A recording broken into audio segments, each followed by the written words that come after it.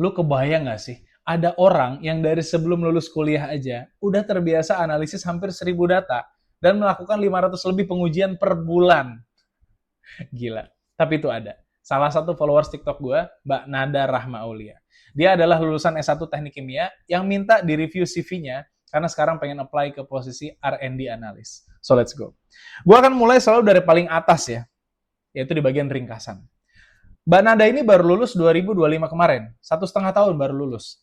Tapi matriks yang dia tampilin di ringkasan itu menurut gue fantastis. Melakukan 500 plus pengujian per bulan, serta analisis 800 plus data. Buat gue orang awam, ini angka yang gila. Per bulan bro, 500 kali pengujian. Tinggal Mbak Nada bisa membuktikan aja waktu di interview ya. Kelebihan yang kedua menurut gue adalah dia punya beberapa sertifikasi. Dan salah satu yang gue cek, itu memang masih fresh banget.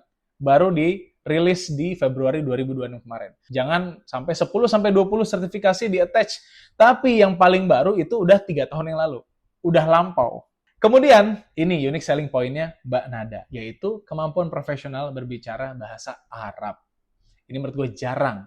Mungkin bisa cari company yang memang headquarter-nya di Middle East. Tapi menurut gue, ada yang perlu Mbak Nada evaluasi.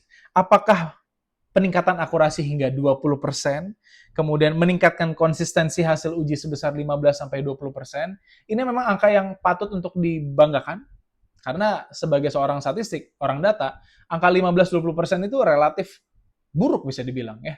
Jadi coba dievaluasi lagi, jangan-jangan cara ngebungkusnya bisa menggunakan cara alternatif yang lain, supaya tetap kelihatan bagus gitu.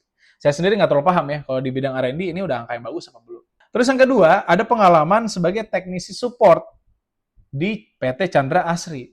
Nah, ini perlu diperjelas lagi, Mbak.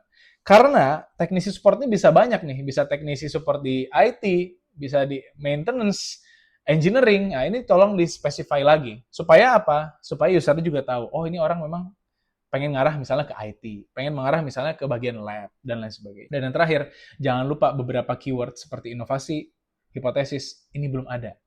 Coba kalau ini lagi di track sama sistem ATS, bukan sama manusia, mungkin dia akan miss. Kalau ternyata dia mencari orang-orang yang pernah melakukan hipotesis testing, orang-orang yang suka membuat inovasi, maka Mbak Nada bisa tersingkirkan hanya gara-gara keywordnya nggak ada. Reviewnya itu aja, besok direvisi ya.